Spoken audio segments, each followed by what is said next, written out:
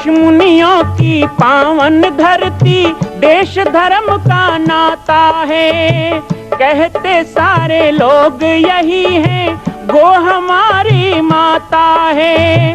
जाग उठो ओ भारतवासी, जाग उठो ओ भारतवासी, गो पर छुरियां चलती हैं।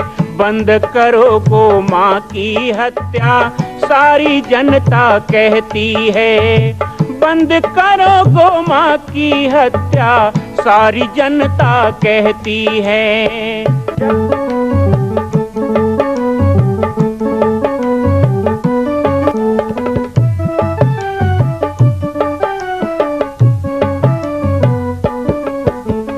जगह जगह पर बूचड़ खाना, लाखों गौएं कटती हैं। किसे सुनाए व्यथा हमारी, नैना नीर बहाती हैं। रक्षा करना गौ माता की, रक्षा करना गौ माता की, गीता ज्ञान सिखाती है। बंद करो गो माँ की हत्या, सारी जनता कहती है। बंद करो गो माँ की हत्या, सारी जनता कहती है।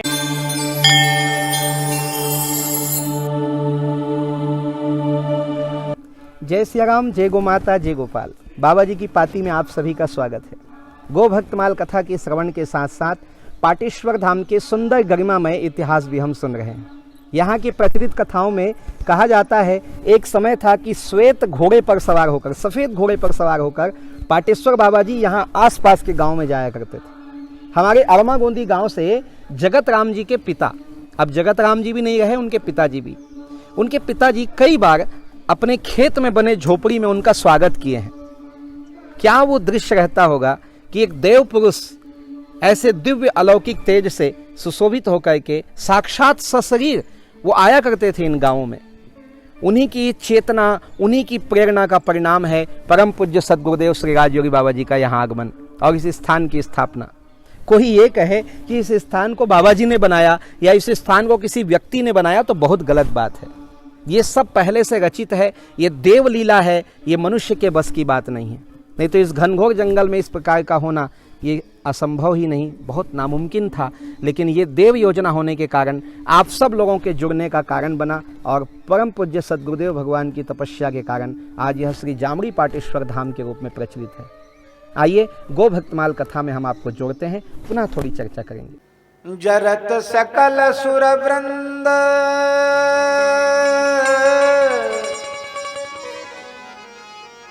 जरत सकल सुर वृंद, विषम करल जहि पान किया। तेहि न भजसि मति मंद, हो कृपालु शंकर सरिस।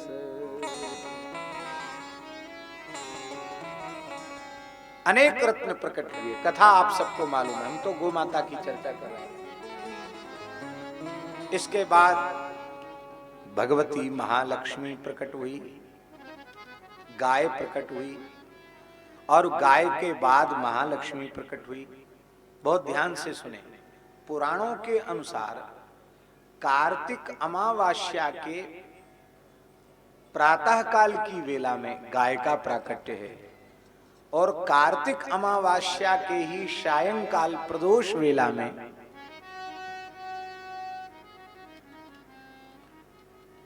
लक्ष्मी जी का प्राकट्य है।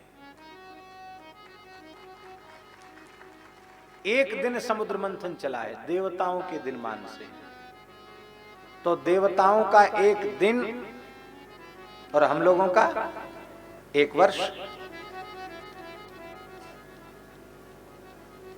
तो उसमें प्रातःकाल गाय प्रकट हुई है और सायंकाल प्रदोष वेला में लक्ष्मी जी प्रकट हुई है।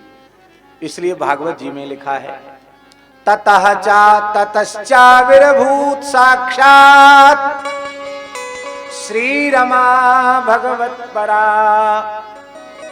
रंजयंती दिशकान्त्या विद्युत सौदामिनी यथा। बोलो भगवती महालक्ष्मी माता की।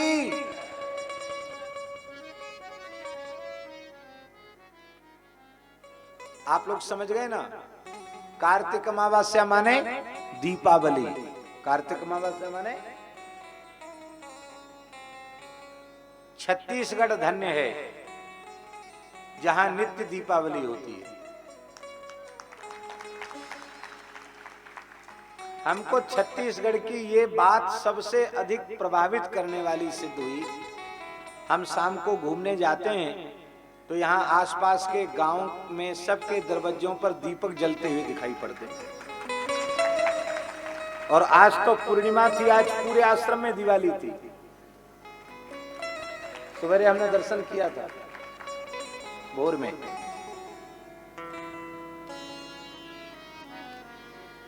हर घर में सायंकाल को घर के द्वार पर दीपक रखा जाता है। ये बहुत विशेषता है छत्तीसगढ़ प्रदेश की। अब एक निवेदन हम और कर रहे हैं, वो ये कि आप अपने घर की देशी गाय के घी से वो दीपक रखने लग जाएं, आपकी हालत में इतना सुधार हो जाएगा। और कहीं देश में स्वर्ण युग आवे ना आवे, छत्तीसगढ़ में जरूर आ जाएगा।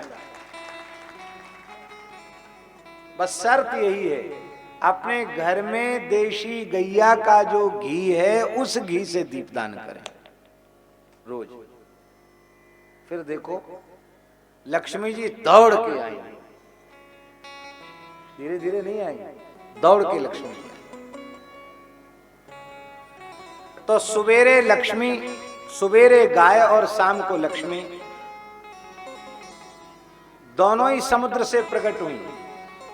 गौ भी समुद्र से, क्षीर सिंधु के मंथन से, और लक्ष्मी जी भी समुद्र से। पहले कौन प्रकट हुई? गाय की लक्ष्मी। आप सब सुन रहे हैं हमारी बात की नहीं? कौन प्रकट हुई? तो जो पहले जन्म लेता वो बड़ा होता कि जो पीछे जन्म लेता वो बड़ा होता है? इसलिए लक्ष्मी जी की बड़ी जीजी का नाम है गौ माता। हाँ, लक्ष्मी जी की बड़ी बहन है गौ माता। जिस घर में बड़ी बहन का आदर होगा उसी घर में छोटी बहन आएगी। गाय घर में होगी तभी लक्ष्मी जी आएंगी।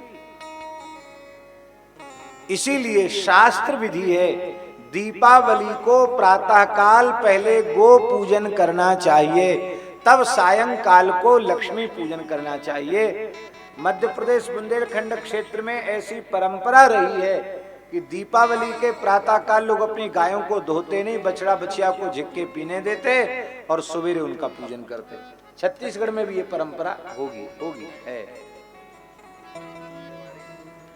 हम इस दिशा के माध्यम से जहां तक लोग सुन रहे हैं उनसे कहना चाहते हैं कि अब वे निश्चय कर लें, हर दीपावली पर पहले प्रातःकाल भारतीय देसी गाय का पूजन करेंगे, तभी सायंकाल को लक्ष्मी पूजन करेंगे। और हम अपना दिवाली महोत्सव भारतीय देसी गाय के घी से ही संपन्न करेंगे। ये पक्का निश्चय।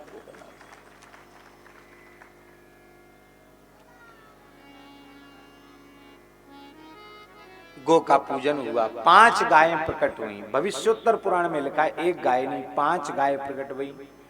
इसलिए लिखा पंच गावः समुत्पन्ना मध्यमाने महोदधौ तासां मध्ये तु या नंदा तस्यै देव्यै नमो नमः। 5 गायें प्रकट हुई, उनमें जो नंदा है उनको प्रणाम कर लेने से सबको प्रणाम हो जाता है। बोलो नंदा गौ माता की जय। श्लोक सुने भविष्योत्तर पुराण के।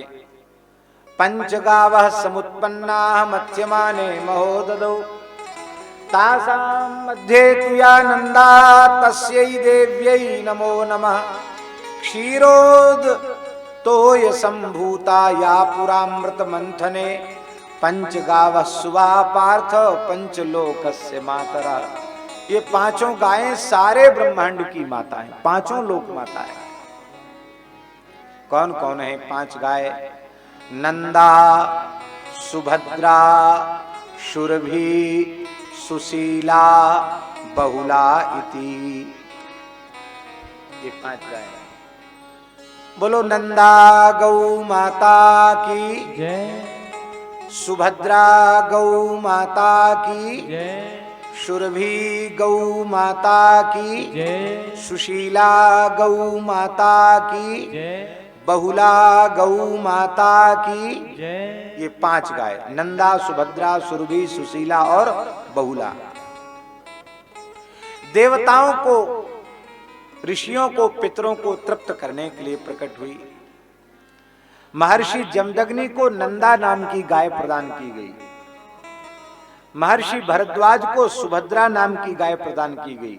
इसी नंदा नाम की गाय के द्वारा महर्षि जमदग्नि ने सहस्राबाहु अर्जुन का सत्कार किया था। इसी सुभद्रा नाम की गाय की कृपा से महर्षि भरद्वाज ने श्री भरतलाल जी का आतिथ्य किया था। सुरभि वशिष्ठ जी को प्रदान की गई। इसी सुरभि गाय की कृपा से वशिष्ठ जी ने विश्वामित्र का सेना सहित समादर किया था। और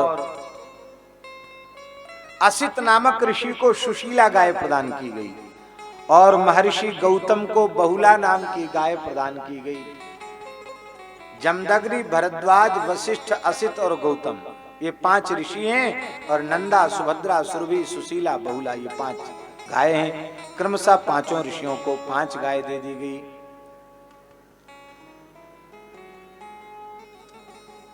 गाय के रोम रोम में संपूर्ण देवी देवताओं ने निवास किया, संपूर्ण तीर्थों ने निवास किया। संपूर्ण विश्व ब्रह्मांड का प्रतिनिधित्व, सभी तीर्थों का प्रतिनिधित्व गौ माता करती है। इसलिए जिसके घर में गाय है उसके घर में चारों धाम, सातों पुरिया और सभी तीर्थ उसके घर में विराजमान है, जिसके घर में गाय है।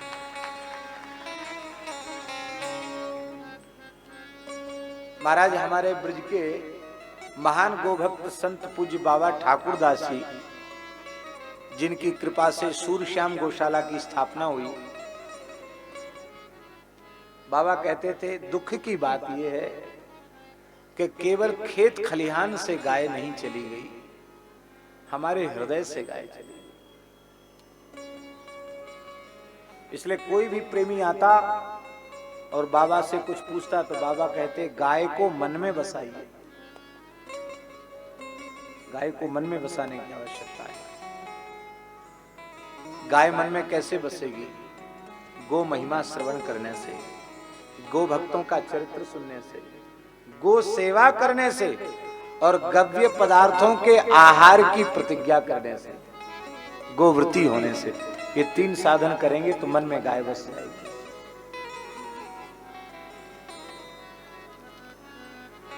हम आपको सच्ची बात कह रहे हैं, जिस अपने प्रवचन में चाहे भागवत जी की कथा हो, गीता, रामायण, भक्तमाल, वाल्मीकि, किसी की कथा हो, जिस दिन के प्रवचन में हम एक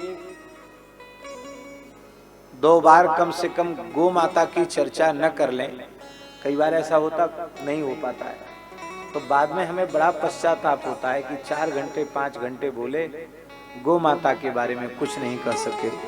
आज हमारा बोलना व्यर्थ गया। और जब गौ माता की कुछ चर्चा कर लेते हैं तो लगता है आज वाणी सफल हुई। सभी को वाणी की प्राप्ति गाय की कृपा से हुई।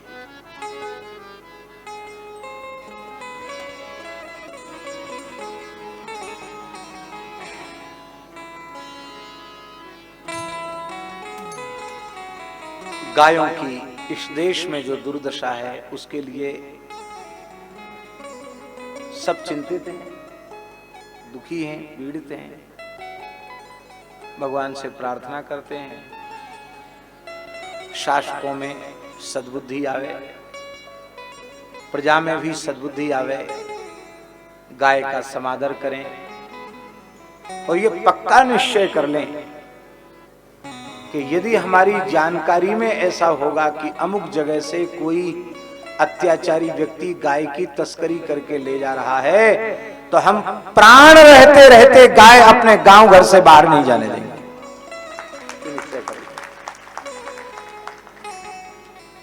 महाराज जी, गांवों में कथा का प्रभाव ज्यादा होता है। इधर कौन से गांव में गए थे हम? हरदा। आप थे वहां? आप थे? आप भी नहीं।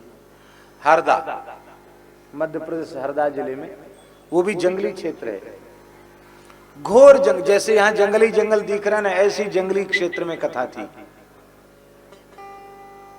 उसकल्ली गांव, समझिए कि हम लोग गए थे तो हम लोगों के लिए ही वहां स्नान आदि की जगह का निर्माण हुआ था, ऐसा समझिए। और गांव के लोग बड़े भोले भाले, इतनी श्रद्धा उनमें, सब जंगली क्षेत्र के लोग। एक तिवारी जी हैं, वे उसके आयोजक थे। गांव में कथा कितनी प्रभावशाली होती है आप देखिए। भागवत जी की कथा थी और उसी क्षेत्र से ट्रक जाते गायों के महाराष्ट्र की तरफ,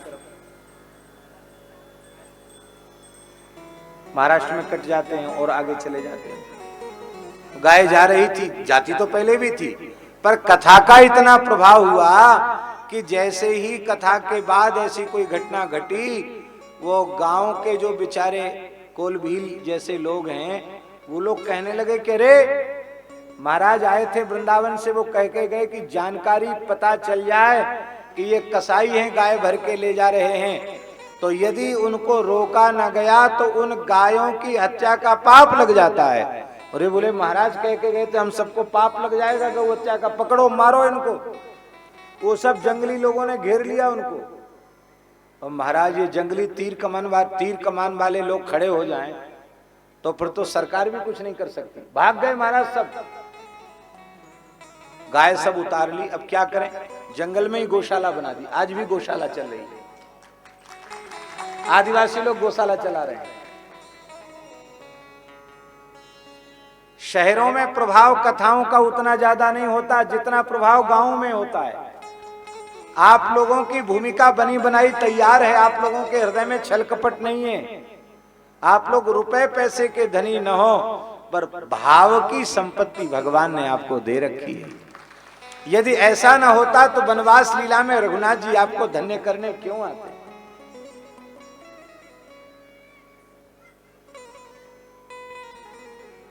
हमें यहाँ के आयोजन में सबसे अधिक प्रसन्नता यही है, ये छोटे छोटे गांव के सब लोग आकर के कथा सुन रहे हैं, ये बात हमें बहुत अच्छी। तो ठाकुर जी ऐसी कृपा करते हैं कि हमारे साल में कई कार्यक्रम ऐसे हो जाते हैं जहां एकदम शुद्ध गांव में, उधर बुंदेलखंड क्षेत्र में कार्यक्रम होते हैं, कितनी श्रद्धा से लोग सुनने के लिए आते हैं। महाराज जी 100-100 किलोमीटर से लोग सुनने आ जाते हैं। अब सोचो, आना और जाना, कितनी श्रद्धा है उनकी। और वो भी शायद ऊंट की सवारी फिर भी सुविधाजनक होती होगी, हम बैठे तो नहीं है कभी, ट्रैक्टरों में भर के आते हैं। सत्संग का प्रभाव, हम बिल्कुल सत्य कह रहे हैं। गांव के लोग जिस दिन कमर कस लेंगे गौ सेवा के लिए, गौ रक्षा के लिए, उसी दिन देश में गौ रक्षा हो जाएगी। आप लोग कमर कस लीजिए, ये निश्चय कर लीजिए कि हम अपनी जानकारी में जीते जी गाय को न तो बेचेंगे न किसी को बेचने देंगे, और कसाई को तो बिल्कुल भी ले नहीं जाने देंगे। हमारे शरीर में प्राण रहते हम कसाई को गाय नहीं ले जाएंगे। इनमें ज्यादा ताकत नहीं होती। हाँ, महाराज को तो खूब अनुभव है। ये तो जिन मोहि मारा तही में मारे, तही पर बांधे उतने तुम्हारे। ये तो उस दल वाले हैं, हनुमान जी के दल वाले। पंचमुखी हनुमान। श्री हनुमान जी महाराज की जय।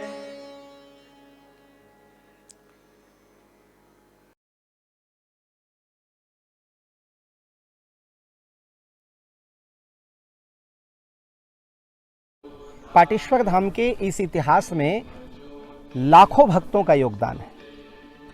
मात्र 25-30 वर्षों के प्रचार प्रसार में मां कौशल्या जन्मभूमि मंदिर का यह निर्माण पूरे भारत ही नहीं विश्व तक पहुंच चुका है।